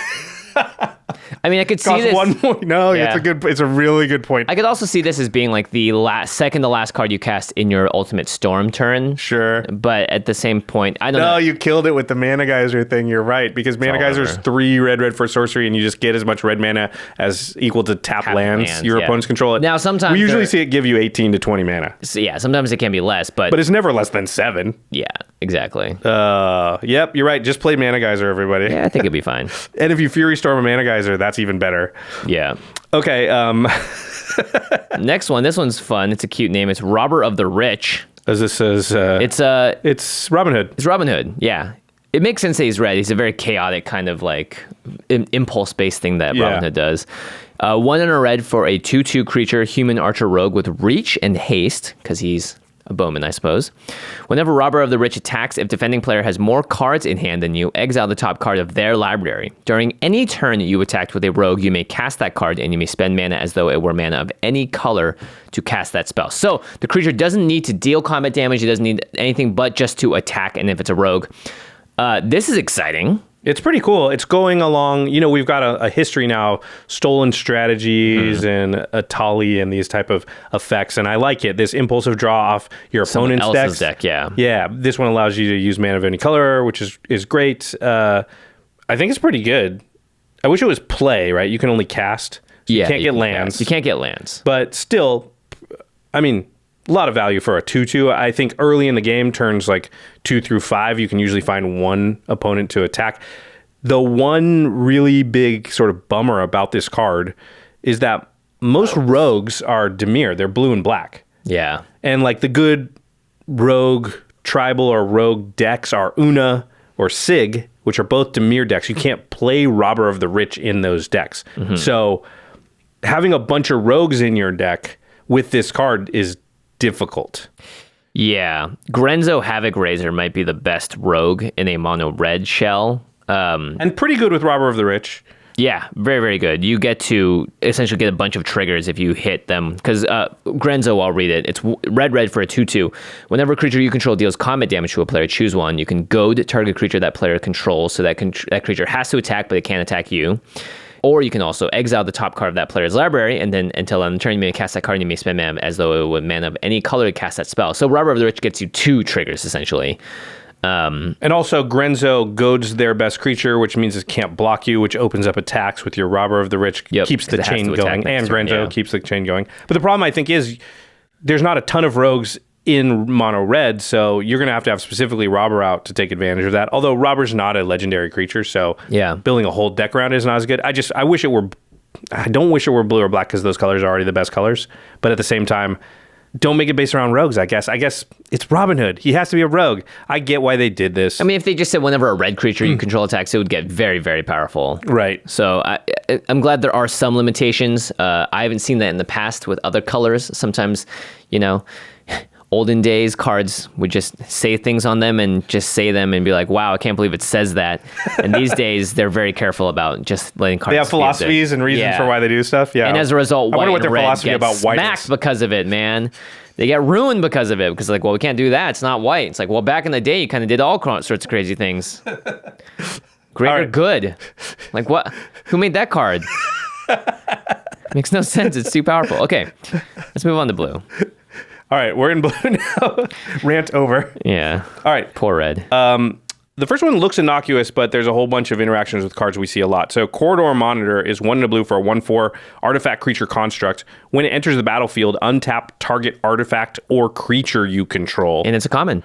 So we know anything that untaps another creature when it comes in goes with certain cards. And the fact that this is at the 2 mana price point, not 3 mana, where Pestermite and Deceiver Exarch already sit. Very important. Yeah, so this, for a couple of things, goes infinite with Kiki and Twin, of course, just like Deceiver Exarch would and Pestermite. But it also has interesting interactions with Birthing Pod and Prime Speaker Vanifar, because it doesn't tap artifacts. And those 2 combo-based strategies were sort of based on... Both of them do the same thing. You sacrifice a creature, and then you can go find a creature of 1 CMC or more... Or sorry... One more greater. CMC or less than the creature you sacrifice. So if you sack a 2-drop, you can go find a 3-drop. 3-drop, you can go find a 4-drop. And those drops are trying to untap your creature or artifact so you can keep that chain going all the way up until your win condition. Right. So before, it was a little harder to start because you would need to sack a 2-drop to find the 3-drop, which is Pestermite, Deceiver Exarch, whatever, to untap and start the chain going. Right. Now you only need a 1-drop, because as soon as you sack the 1-drop, you find Corridor Monitor, which comes in, untaps the thing. Now you sack that as the 2-drop, go find the Pestermite or whatever, untap the thing, sack the Pestermite. And we know from there, it's a well-established where the chain goes. And so Birds of Paradise is the perfect creature to start this whole thing off with, too. So this moved the chain up basically 1 whole CMC, which is a big deal because... It means you can go off faster because, again, you're starting it also at a lower CMC. So I think this card's actually innocuously very, very good. Yeah. It's also a common. Yeah. Also, you can do interesting things with like Deadeye Navigator and Corridor Monitor, if the thing you're untapping creates more than the 2 mana. Oh, you go infinite on mana. So like Gilded Lotus, Corridor Monitor, Deadeye Navigator, it's infinite on mana. There are better ways to go infinite on mana, but sometimes you're in a deck and you're like, well, I just have this now, so I'll just do it. Point. Yeah, okay. So that's a very innocuous card that I think is better than it looks, like you said. All right, the next new card from blue is Fae of Wishes. Make a wish. It's 1 in a blue. For a 1/4 fairy wizard with flying, you can pay 1 in a blue, discard 2 cards, return a Fae of Wishes to its owner's hand. But it has adventure. So its adventure half is 3 in a blue. It's called Granted. It's a sorcery. You may choose a non-creature card you own from outside the game, reveal it, and put it into your hand. We wanted to use this because every time a set comes out with a card, and they're doing it a lot recently, that says pull a card from outside the game, everyone always asks about its usage in Commander, and according to the official rules, you cannot use it. Can't use it. There are no sideboards in Commander. Thank goodness. So wish cards just don't do anything. They're not banned. You could still cast the card. It's just you'll fail to find. Now, the thing that the Rules Committee always says, and it's very true here, if you want to play wish cards and you think they're fine, it's fine. Just talk to your play group. People play with all kinds of their own house rules. This is no different. So if you want to play with Karn, what was the black one recently in Standard? Oh, yeah, Mastermind's Acquisition. Yeah, if you want to play with those cards, Glittering Wish or whatever, that was good. Pulled that out of nowhere. It's because I don't, it's because I watch Standard streams, and that card had some Standard play. Yeah, I watched some MPL, and it was on there. Yeah. If you want to play with those cards, just talk to your play group beforehand and, be like, hey, I'm going to play some wish cards in here. Is that okay? I have a sideboard, If they don't want you to, well, find a new play group. I don't know. Just don't play the wish card, or just recognize that your deck has one card in it that does nothing. All right, the next card is from the Brawl decks. It's Fairy Formation. It's very good. It's actually not that great. It's okay. It's pretty good. It's pretty good. We're all over the place on this one. Good thing we don't give letter grades to these cards, because we would be screwed. They'd be between so a inconsistent. C and an A. Yeah. There you go. That sounds like my high school grades. All right. It is a 5 CMC spell, 4 in the blue for a creature with flying, and it's basically 3 in the blue. Create a 1/1 blue fairy creature with token with flying and draw a card. So this is one of those, just like Kenrith that we talked about last time. Get infinite mana, win the game. Yep. It's also a 5/4 flyer for 5 mana. This card is a house. It's very, very powerful. Create a on flyer. those base stats. But to be able to, drawing a card with the creature is huge. If it was just draw cards, like, okay, cool. But you get the win condition stapled onto it. Yeah, just think if it said 2 mana draw a card, like 1 in a blue draw a card, that'd be amazing. Yeah. It's like greed, right? And if it said 2 mana create a 1/1 flyer, that'd be very, very good, right? Like a lot of cards do something on that level, and the fact that you don't have to tap the creature or anything, and so if you just have a lot of mana or you go infinite, you immediately draw your deck, win the game. I think this card is actually kind of sneaky good. If you're in a deck that creates a ton of mana, I would think about putting that in there. Go nuts. Yeah. All right, the next one is Into the Story. 5 blue for an instant, but it says this spell costs 3 less to cast if an opponent has 7 or more cards in their graveyard. So if an opponent does have 7 or more cards in their graveyard, we call that Threshold? Mm-hmm. It's like a reverse Threshold, but she's walking into the story, so maybe she's going into the Threshold kind of thing. Who knows? Great card. She's going to Narnia. It is 5 mana then if they have Threshold, right? She's going into the... it's 4 mana total, because it's 7 minus... Oh, yeah, you're right. It's 4 mana total. So 4 mana, draw 4 cards, instant speed. Yeah, sorry, I buried the lead. It draws 4 cards. Yeah. Instant speed, and listen... Rarely is there a Commander game by like turn 6 or 7 where somebody doesn't have 7 cards in their graveyard. Yeah, you play this in a Brawl deck, it's going to cost 3 mana to draw 4 cards. Gosh. I just think this is just a good card in a lot of decks. 4 mana, instant speed, draw 4 cards. Yeah, it's an uncommon too, which means everyone's going to be able to get their hands on it. So I highly recommend, if you're building a blue deck and just want a good card draw spell, use that card. It's also really good in Yuriko because you can flip it for 7 and then draw cards for 4. Oh, yeah. So good in like Vial Smasher Thrasios because any card that CMC is higher than you actually pay is good. Yeah. Because Vial Smasher just dings people for more. All right, the next blue card is Mirror Maid. Mirror Maid, it's not like the kind of maid that cleans your place. It's not MAID, it's MADE. You're being made by the mirror. It's 1 blue for an enchantment. You may have Mirror Maid enter the battlefield as a copy of any artifact or enchantment on the battlefield. This is great. Copy Artifact is a card that's like $50. Copy Enchantment's not super cheap either. Yeah, and... This is both of them. Yeah, this is both of them in 1 for 3 mana instead of 2 for Copy Artifact. Yeah, I think this card is really good. It's just it's got a lot of utility. If you're in a higher power play group and people play really powerful cards and you want to be able to copy them occasionally, this is great. Even a sword is good enough, I think, to copy with a card like that. I mean, they play Rhystic Study, and you're like, I'll take a Rhystic Study. Yeah. But mine came on a card that I only paid $1.25 for. True.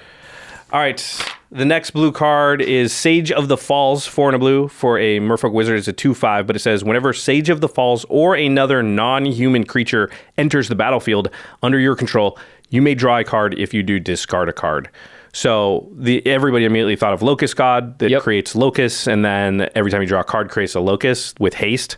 So this immediately goes infinite with Locust God, and then you kill everyone because the Locusts have haste. And you don't even need to draw out your entire deck because Sage of the Falls says you may draw a card. That's huge. So you can stop when you feel like it. Yeah, so this card, again, it's going to be one of those cards that if you have a deck that can abuse it, just throw it in there.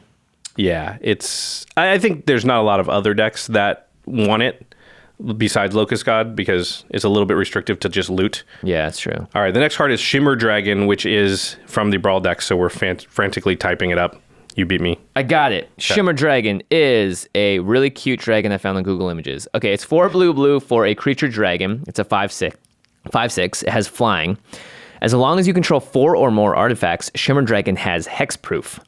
And you can also tap 2 untapped artifacts you control to draw a card. So this is also, I think, sneakily very good, similar to the fairy formation that we saw earlier. I think this card is great because it can give itself hexproof when you have artifacts. You're going to want to be in an artifact deck, and you can essentially go nuts if you have a card like Unwinding Clock on the battlefield that untaps all the artifacts you control during each player's untap step, so you can just keep tapping them to draw more cards. The hexproof thing is huge, too. Just the fact that it's going to be hard to remove. So once your engine gets going, and your engine's not good before you have 4 artifacts. And once it gets going, it's just like tough to kill that engine piece. Yeah. So Unwinding Clock and Clock of Omens are both very good in this sort of deck. Metallurgic Summoning is a card that I haven't seen much, haven't heard much about recently, but it's 3 blue for an enchantment. Whenever you cast an instant or sorcery, you create an XX colorless construct artifact creature token where X of that spell's converted mana cost. So you can also create a bunch of little artifacts with this card, and then you can also pay 3 blue to exile Metallurgic Summonings to return in all instants and sorcery cards from your graveyard to your hand. Only activate this ability if you control 6 or more artifacts. So that actually works really well with Shimmer Dragon too. And of course, Smothering Tithe. Smother them. That card's ridiculous with Shimmer Dragon. Oh my gosh. Yeah, it's absurd. Now all your treasures tap for cards. Well, not all, every 2, but still. Yeah, they tap for cards and for mana when you get rid of them. And it gives the card, and it gives your Shimmer Dragon hexproof. All right, let's move on to white here. We're in the home stretch. Okay. The first one is pretty interesting. It's called Happily Ever After. This card sucks. Yeah, it's also like a lot to unpack. So it's 2 and a white for an enchantment. When Happily Ever After enters the battlefield, each player gains 5 life and draws a card. There's white. Each player. At the beginning of your upkeep, if there are 5 colors among permanents you control, also, you need all these conditions to be met. If there are 5 colors among permanents you control, there are 6 or more card types among permanents you control, and or cards in your graveyard. Okay. So you need 6 permanent type or 6 card types among like permanents artifact, and graveyard. Creature, both on the battlefield. Planeswalker. Yeah. No, instant sorceries don't count. Yeah. Oh, jeez. Okay. So you need 5 colors, that, and your starting life, and if your starting life total is greater than or equal to, and if your life total is greater than or equal to your starting life total. So if you meet all those criteria, you win the game. So at the beginning of your upkeep, you have to have all 5 colors represented. One 5-color commander will do it. Yep. You have to have 6 permanent types among permanents you control. So yeah, creature, planeswalker, enchantment, artifact, lands. Tribal? Yeah. But they can be in play or in your graveyard. Yep. And then your life total has to be greater than or equal to 40. And then if those criteria are met, you win the game. Yeah, here's the problem. Everyone draws a card when you play this. And gains 5 life. And so you're actually down a card because you had to play a card to have it happen. Right. And is white's only ability to be good here to be 5 colors? I mean, you have to be, because you have to have 5. Yeah. Like, so if you're not in 5 color, you can't even play this card. This isn't even a good mono white card. It sucks. This card sucks. Well, it's definitely not a mono white card, because you need 5 colors among permanents you control. If you're sad you can't play Coalition Victory in Commander, then this is your crappy other option, I suppose. But yeah, but Coalition Victory is so much easier to do than this. I know, dude. That's why I just really am not happy with this card. Here's what I want. I want somebody to win, somebody out there, not one of us because we're not going to play the card, but somebody out there to win with this card and then tweet us a picture. Show us what your permanents are and the 5 colors, how you achieved it. All right, so white not off to a great start. We're still on our soapbox, I suppose. There was definitely a deafening silence when I read that card. Segue man. Because the next card is Deafening Silence. It's a white mana for an enchantment. Each player can't cast more than 1 non-creature spell each turn. This is now very much a white card. This Powerful is card. in the realm of what white likes to do, stop people from casting more things. It's got that, sort of Staxy effect to it, and it's very cheap to play. So this, I think, it's a strong card, but thumbs up. My problem with balancing white in the way of this, they also did like Spirit of the Labyrinth, which is players can't draw more than 1 card each turn and things like that. Yeah. Those are powerful effects for sure. But blue's powerful effects are Rhystic Study and Consecrated Sphinx. Here's the thing. I'm not saying that one is more powerful than the other, but in multiplayer, the dynamic is different. If you play cards like Deafening Silence, it makes the other players go, I want to kill that player. Yeah. If you play cards like Rhystic Study, it makes other players say, I want to kill Rhystic Study. Right. And there's a big difference in those two things. So, because Deafening Silence is just kind of a mean type of card, but it's very powerful. And there's ways to abuse it. So if you pair it up with Nullstone Gargoyle, it's a 9-mana artifact creature that's a 4/5 with flying, but whenever the first non-creature spell of a turn is cast, counter that spell. Just shuts down the board. So Deafening Silence means nobody can cast non-creature spells if they have Nullstone Gargoyle out. Yeah. Which you're only going to play Deafening Silence, I think, in decks with a lot of creatures. Mm-hmm. So because it's symmetrical, it affects you as well. So yeah. Okay. All right, cool. Good job, White. You did something that was in line with things you've done in the past. Salty about White today. I don't know. Ever since we talked about the other time and I started looking up all the cards and being like, oh yeah, now's the chance. And I looked it up and I'm like, okay. And I look up the comments and everyone's crapping on White too. I'm like, it's not just me. Yeah. All right, the next card is Harmonious Archon, 4 white for a 4/5 flying Archon. It says non-Archon creatures have base power and toughness 3/3. Cool. So everything's 3/3, but it doesn't take away abilities like Humility does. Mm-hmm. And then when Harmonious Archon enters the battlefield, you create 2 1/1 white human creature tokens, which are actually 3/3s because they're not Archons. It's an interesting card and could be used as mass pump as well if you have a lot of squirrels and things like that. I think this is actually a cool card. Mm-hmm. So I applaud the design team for making this for White because you're right, it is kind of like Humility. I wish it took away abilities. Yeah, I mean, that I think would be way too powerful, but at the same time, maybe White needs it. Who knows? I mean, why would it be too powerful? Because it's 6 mana on a creature. You can kill the creature. Humility is hard to get rid of because it's an enchantment. Yeah, it's true. It is cool to like how it buffs everything else up, but also potentially can shrink your opponent's armies down. That's true. So it's a symmetrical effect. That's true. If they have an Ulamog, it's a lot less scary as a 3/3. Yeah. So I think it's kind of fun. Yeah. It's fine. Nothing crazy. Nothing crazy, but it is good enough for me to go, cool. I'll give it an okay rating. The next card is probably the best white card in the set. It's another card kind of similar to Deafening Silence. Mm-hmm. Go ahead and read it. It's Hushbringer. It's got very interesting art. The art looks as if somebody push pause during a James Bond opening title sequence. Someone said it looked like I think it was Brian said it looked like a romance cover novel. Those lips are so big. Yeah, they look so photoreal. It's a little arresting. Yeah. All right, sorry, Hushbringer. 1 in a white for a 1/2 flying lifelink creature fairy. Creatures entering the battlefield or dying don't cause abilities to trigger. Or dying. Dying, yeah. So that's really important. It stops Protean Hulk shenanigans. Stops all Teysa Karlov decks. Yeah, it's a flying Torpor Orb plus that dying trigger. So I think that's actually really important. It's 2 mana. It's a Noper Orb. Noper Orb. Sure. Nice. I'm down. I don't know what to say about it other than that. It's good. It's stopping things. It stops a lot of things. Yeah. Enter the battlefield effects. By itself, Hushwing Gryff and Torpor Orb just turn off a lot of decks. Mm-hmm. So with the dies thing, this is a very powerful card. And the kind of card that, again, though, if they can't kill this card, they're going to want to kill you really bad because people don't like playing your Yarick deck and somebody plays one card that just shuts off the whole deck. Yeah, fortunately, it is a creature, so it is a little easier to get rid of. Torpor Orb, however, rough. All right, the next card is, I think, one of the few board wipes in the set, or yeah, there aren't too many. Yeah, it's Realm Cloaked Giant, 5 white for a 7/7 with Vigilance, but it has Adventure. Its Adventure is called Cast Off. It's 3 white for a sorcery. It says destroy all non-giant creatures. And then, of course, you exile this card, and then you may cast this creature later from exile. So it's a 5-mana board wipe that comes with a 7-mana 7/7 Vigilance as sort of like gravy later. Yeah. I think this is only good in one commander deck, and that's Kalemni, Disciple of Iroas, because it's a giant soldier. And you also get, whenever you cast a creature spell with converted mana cost 5 or greater, you get an experience counter. So hey, you can get one off the Realm Cloak Giant. And it doesn't kill Kalemni because she's a giant. Yeah, there are millions of board wipes in EDH that you can use. If you are happening to run a giant-themed deck, then you're going to want to play... There are some giant tribal decks out there. There are a bunch of cool giant effects. I don't think they're particularly strong, but they do exist, for sure. And they are mostly in red and white, so here you go. All right, we're moving on. We're in the home stretch now. We're in multicolored... oh crap! This first one is a brawl. I'm like every time we're like, how is that card? The card is they're not alphabetical. It's not their fault. They just split up the brawl decks. Yep. This one is called Banish into Fable. Really cool name. 4 a white and a blue for an instant. When you cast this spell from your hand, copy it if you control an artifact. Then copy it if you control an enchantment. You may choose new targets for the copy. So this could potentially be 3x. All right.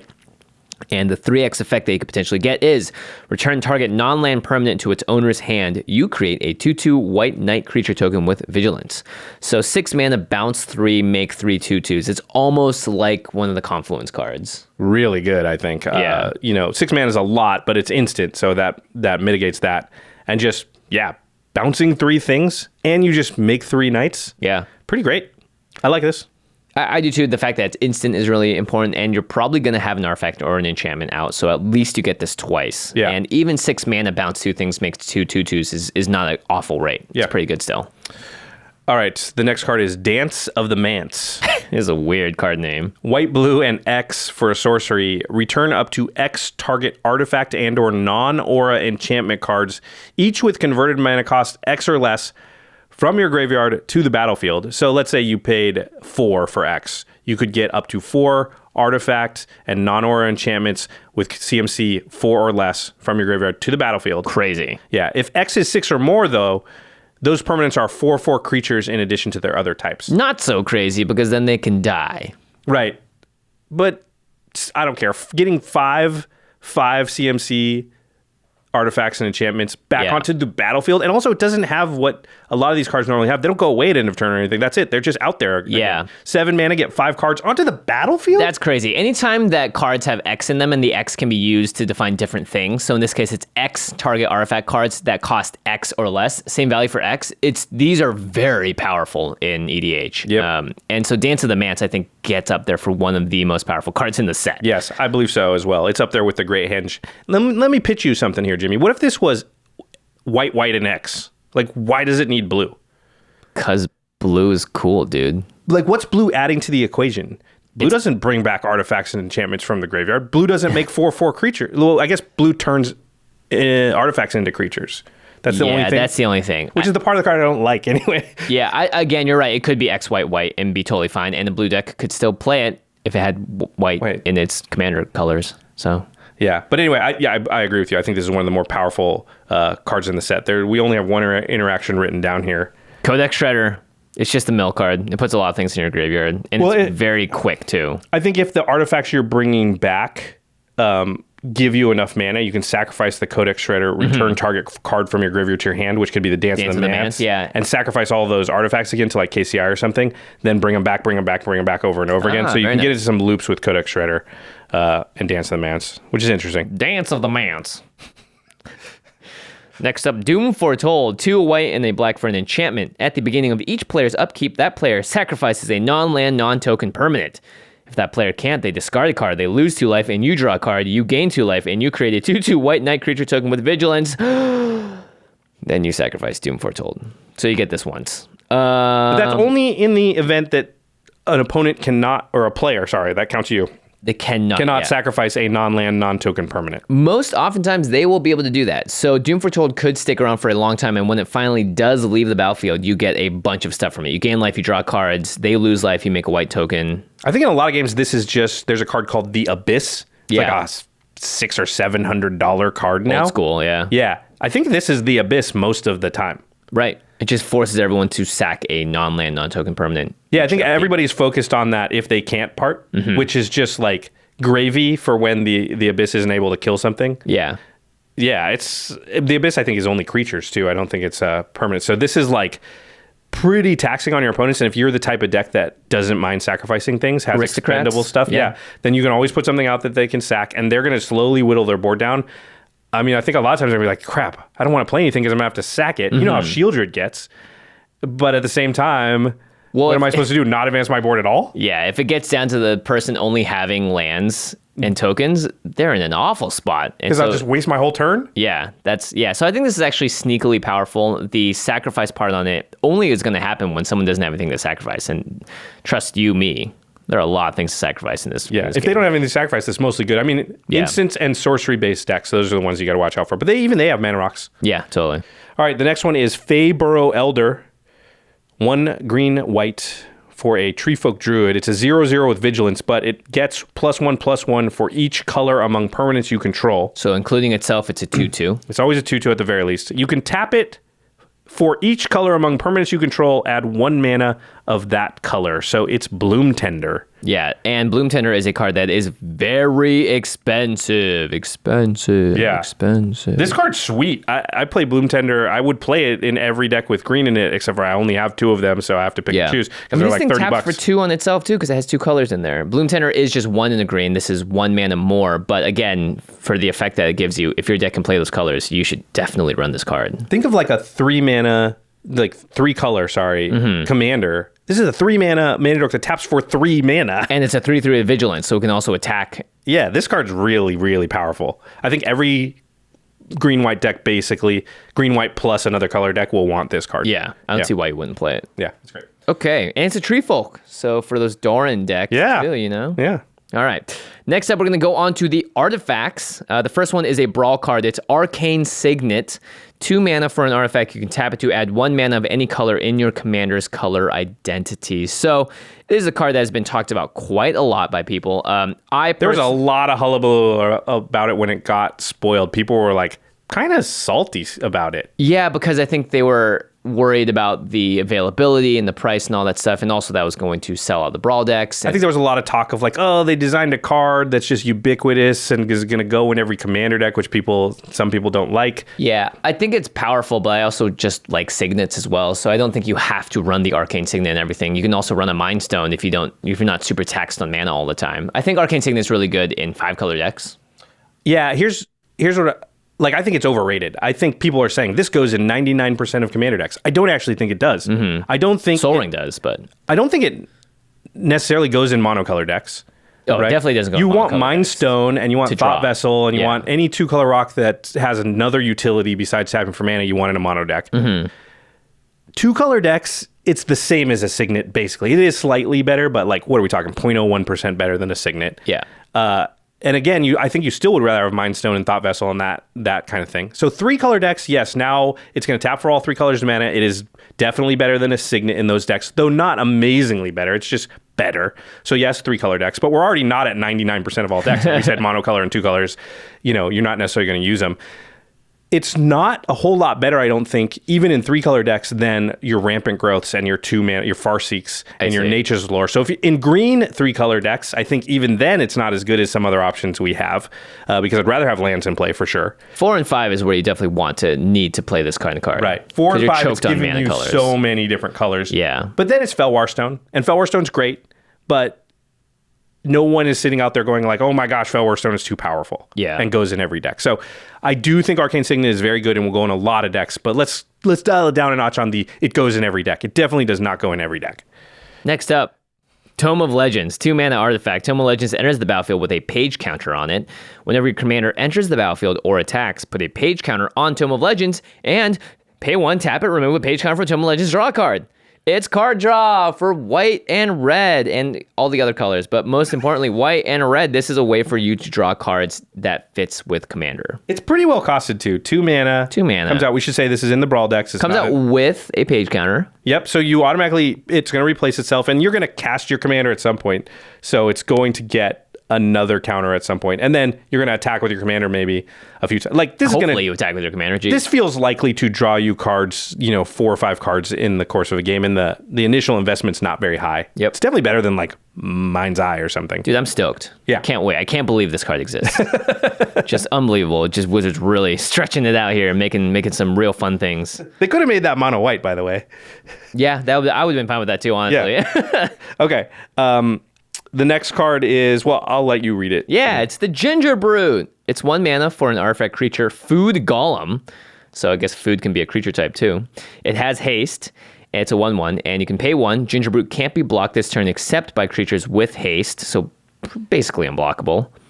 And you can pay 2. Can't catch me, I'm the gingerbread man. Run as fast as you can. Oh my I God. love that. Haste. You have to have haste to block it because you have to be fast enough to block catch it. Yeah. Oh, that makes perfect sense.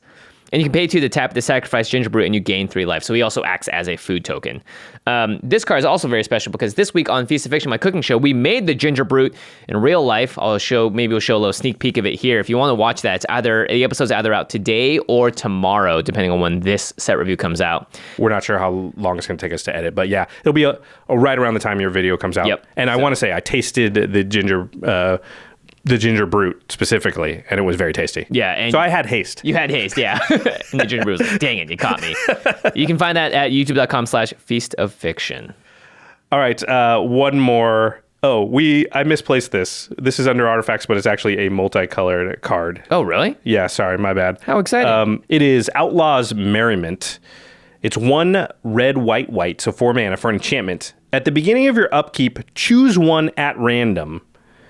Create a red and white creature token with these characteristics. So one of these at random. It's either a 3/1 human warrior with trample and haste, or it's a 2/1 human cleric with lifelink and haste, or it's a 1/2 human rogue with haste, and when this creature enters the battlefield, it deals 1 damage to any target. Okay. So it's kind of Assemble the Legion. Not as good because it doesn't snowball, but at the same time, it can give you like bigger, different stuff. Yeah, and 2 of the creatures can block a Gingerbrute, importantly. Yeah.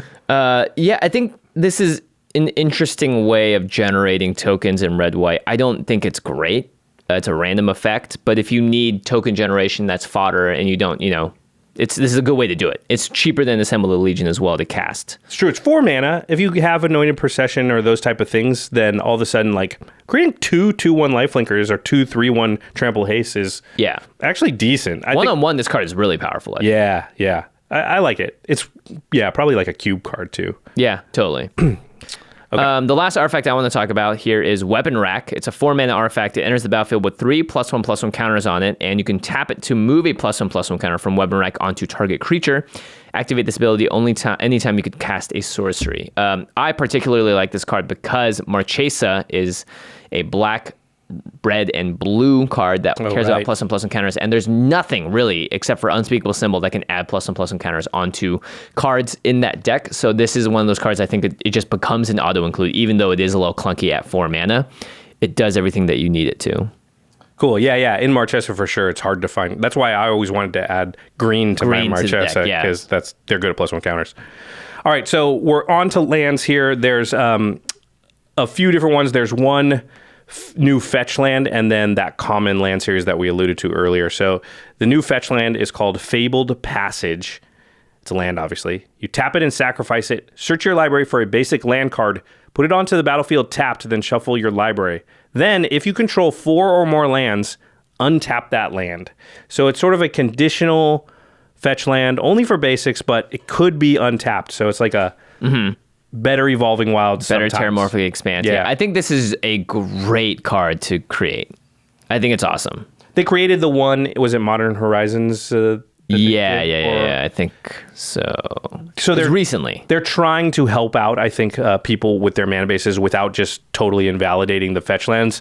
But I think this is a step in that direction. I think this is very good. I mean, it's I wish it was 4 or less lands, because I think you're more likely to not have the extra mana or availability to have a land come into play tapped on turns like 2, 3.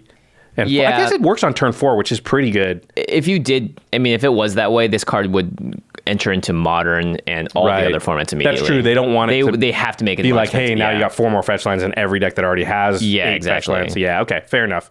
But I do think this is good and is going to go in a lot of decks, and I'm happy that they made it because it's going to help out a lot of people with their mana bases. Yeah.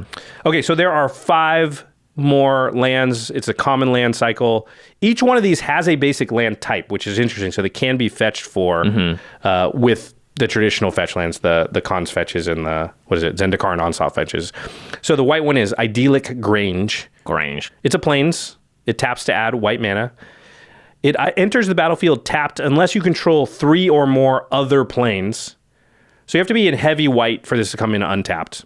When it enters the battlefield, when Idyllic Grange enters the battlefield, untapped. So this only happens if it comes in untapped. You put a 1/1 counter on target creature you control. That's fine. Not a big thing. So yeah, it's got utility, so it's not the worst. But I wouldn't play it in a deck unless I was guaranteed going to get 3 planes out almost every game. And just because the upside of 1/1 counter is not worth the downside of sometimes it's tapped. Yep. Witch's Cottage says the same thing. It's the black version. It's a swamp. It enters the battlefield tapped unless you control 3 or more swamps. When Witch's Cottage enters the battlefield untapped, you may put target creature card from your graveyard on top of your library. Mortuary Mire already exists, right? Yeah, it's interesting. Again, yeah, like the fact that it says land type swamp is the most interesting part about a lot of these cards for me. Yeah, the next one is Dwarven Mine. Same thing. You need taps for red. You need 3 or more mountains for it to be untapped. And if it does enter untapped, you create a 1/1 red dwarf creature token. Are you mad that's not a goblin? No, dwarves are cool too. They're both short. Yeah, again, same thing. Fine. Yeah, Gingerbread Cabin. I mean, the flavor is great. Enters the battlefield tapped unless you control 3 or more forests. When Gingerbread Cabin enters the battlefield untapped, create a food token. So again, pay 2, sacrifice it, gain 3 life. Okay, so you're wondering, like, guys, why are you even talking about these cards? Because all of them so far are not that great. Here's why. Because the blue one is actually maybe the most powerful land in the set. I think it's better than all the castles. And Fabled whatever is doing something different. Yeah. So I don't know if it's even on the same scale. But Mystic Sanctuary is the blue one. Taps for blue. Enters tapped unless you control 3 or more islands. When it enters the battlefield untapped, you may put target instant or sorcery card from your graveyard on top of your library. Why doesn't it just say like draw a card, discard a card? Yeah, or Scry. I guess they have Scry lands already. This is a common land that can put an extra turn spell back on top of your library, and let's say you can draw it and cast it, and guess what? You can do it a lot if you can bounce that land back to your hand. Yeah, I think, first of all, base level, putting an instant or sorcery, like reusing an instant or sorcery, is way harder to do than reusing a creature. Mm-hmm. So it's just way better than the black one. Getting back any number of instants or sorceries, even if all you do is just play this once, put the instant or sorcery back on top of your library and draw it, Demonic Tutor or something. Yeah. How powerful is that? It's crazy. Then the fact that there are lots of cards that bounce lands back to your hand. And then you replay this card every turn and get the extra turn spell or whatever card. You can draw that every turn. Yeah, if you find a way to draw it, yeah. Here's a common land that goes, quote unquote, infinite with some land bounce. So just a bounce land will help you get this started. Right. But there's also stuff like Moloku, the Clouded Mirror. Trade Routes lets you bounce cards. And you also can discard cards to draw cards with Trade Routes. Suratami, there's a whole bunch of Suratami cards. Minesweeper, Cloud Skater, Mirror Guard, and they all do different things. But more importantly, they all have an activated ability to return the land you control to its owner's hand. Yeah, the Soratamis are particularly interesting because if you had Mystic Sanctuary, you played it, you had an extra turn spell in your graveyard, you put it on top of your library. Presumably you cast the extra turn spell this turn, right? You put the extra turn spell back on your library. You draw that card for your extra turn. You cast the extra turn spell, so you're going to take another one after this. Now you have, let's say, Suratami Minesweeper out. Mm-hmm. You pay 2 mana, return a land you control to its owner's hand. You return the Mystic Sanctuary to your hand. And then target player puts the top 2 cards of their library into their graveyard. So you target Jimmy with that. Wow, well, okay, yeah. Fine. Now my land for turn is my Mystic Sanctuary, putting the extra turn spell back on my hand, or on top of my library. Mm-hmm. Now I go to my extra turn, draw the extra turn spell. Cast it. Return the land to my hand, mill Jimmy for 2, put the extra turn spell back onto my library, play the land. So now I'm going to mill everybody out, and I'm not going to mill out myself because I'm drawing the same card every turn. Mm-hmm. there are a lot of ways to sort of go quote unquote infinite with Mystic Sanctuary, I think, especially like time stretches and things that give you more than one turn. Yeah. A lot extra of turns are very powerful. Yeah, a lot of extra turn lands. spells exile themselves, and that won't work. But yeah, I think this card is just going to go in basically every blue deck. You have to be able to have it come into play untapped, so it has to be island heavy, but it's very, very strong. Yeah. Pretty All good. right. Okay. We did it. We did it. We got through it. Oh, gosh. Before we fully wrap up, we're going to do our little award ceremony here where we talk about the most powerful card and then our favorite overall card. Yeah, oh crap, I shouldn't have thrown these so far. So we separate these, right? We're going to say what we think is the most powerful card, which is just raw power, and then which is our favorite, which is the one we like the most, which is not always the most powerful card. Vamp for a second while I grab my thing. Vamp. So right now I'm looking at the list, and there are a lot of good options this time. I thought this set was going to have more just absurdly powerful cards overall, but I think the flavor is what this set really focused on, and I'm actually kind of glad about that. Mm-hmm. But yeah, I have a couple of interesting cards here. I think I know what I want to say. Okay. Well, most powerful card. Well, let's do the 3, 2, 1 thing. We'll say it at once. Ready? Sure. 3, 2, 1. Wish Dance Claw of the Manse. Talisman. Oh, Wish Claw's really good. Yeah. 3 tutors potentially on one card is absurd. Dance of the Manse, I think, because it's 2 colors, that kind of hurts it, but that has a lot of potential, I think, to me. Yeah, I mean, X white. It's just X. X in the spell. You can blow people out in the game with that card. Yeah, just get back, 12 things or whatever. Mm-hmm. Great Henge, I think, is also in the running. Yep. Favorite overall card? Wait. Oh, crap. Vamp for another second. So my favorite... I know yours. Oh, man. Okay. Okay, how about you guess mine? Oh, geez. Dance of the Manse again. Let's see here. Might be. It's that or like the Great Henge. Or it's going to be like a Shimmer Dragon-esque effect, because you do love value, Josh. You know me too well. Those are all on my possibilities list. Yeah, I don't know. Okay, I'm going to say yours. It's Ember Cleave. Yep. It's sweet. It was between that or Tome of Legends, because it's just red-white card draw. Yeah, but Ember Cleave, I'm putting it in my Neheb deck, and I'm going to get a billion mana off it. I can't wait. Yeah, I guess Dance of the Manse is my favorite. I hate saying my favorite as the most powerful, but it has like so many cool interactions that aren't just like break the game. Yeah, it could be not, break the game. It could also be break the game. So maybe that's why you like it. It's because it gives you options. I feel like there was another one while we were reading it that I really liked, but I can't think of what it was. None of the crazy legendary artifacts, the really expensive ones? I mean, Great Henge is very strong, but I'm just kind of a little bit bored by it. Like, it's like just generic. It's just Zendikar Resurgent. Like, basically, it's maybe a little bit better. Oh, Arcane Signet, obviously. Yeah, Arcane Signet. That's the one. Yeah, that's it. Dance of the Manse. Dance of the Manse. Also, it's got the coolest name. Yeah, it's true. It rhymes. All right, to the listeners, what is your favorite new card from the set, or what do you think is the most popular? Are there any cool interactions that we didn't mention that you think we missed? Let us know in the comments on Twitter. You can email us however you want to get in touch. And if you want to purchase any of these cards, these singles or sealed product, and get yourself involved in the Throne of Eldraine in this wonderful, colorful world, head on over to cardkingdom.com/commandzone. And you can buy these cards, purchase them. They'll get to you very quickly. Card Kingdom, incredibly fast shipping. I love them to death because I'll order a card today and it'll get here tomorrow. I'm not even kidding. If you order early enough in the day, sometimes they will ship it out that fast. And they have great customer service, and we've only heard positive things from the people that have shopped with them. In our comments. Yeah, Card Kingdom is sweet. Another company that sponsors us is very, very awesome, as well as UltraPro. Yes. If you're buying Eldraine stuff right now, then you should get the Throne of Eldraine. They've got like Oko sleeves, Garrick sleeves, deck boxes, playmats. They've got that Seb McKinnon art on playmats. UltraPro just always, because they get the licenses for all the Magic stuff, they just always get to come out with the coolest stuff. So definitely check out UltraPro products, and you definitely want to spice up your battlefield with all of their stuff. Okay, now it's time for the end step, where we talk about something cool outside the world of Magic. Well, I guess I'll just throw it back to my cooking show, Feast of Fiction. Yep. We made the Gingerbrute today. It was the first time we've made something from Magic the Gathering. The whole show's premise is we make food from fictional universes. I've been doing it for 8 years now, since 2011. And if you like anime, video games, TV shows, cartoons, and there's a food in there that you've like always thought, man, wouldn't it be cool to eat that in real life? We've probably done it. So you can check it out, youtube.com/feastoffiction. But if you're just a Magic fan, you'd want to see the Gingerbrute episode. We also just upgraded to a new set here in the Command Zone house. Very exciting. All of our production quality is going up. Josh inspired me, obviously, to up my game.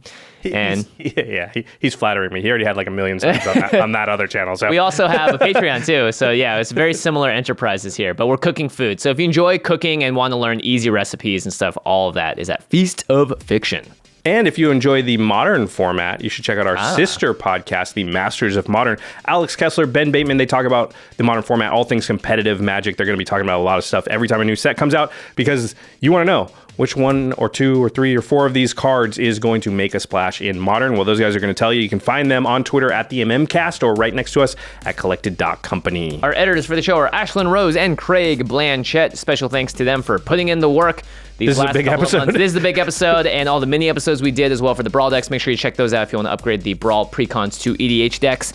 And of course, special thanks to Geoffrey Palmer for doing the living card animations that live behind us on set, and as well as start and end every show at youtube.com/commandzonecast. You can find Geoffrey on Twitter at livingcardsmtg. All right, everybody. Thanks for watching. And we'll see you next time. Peace.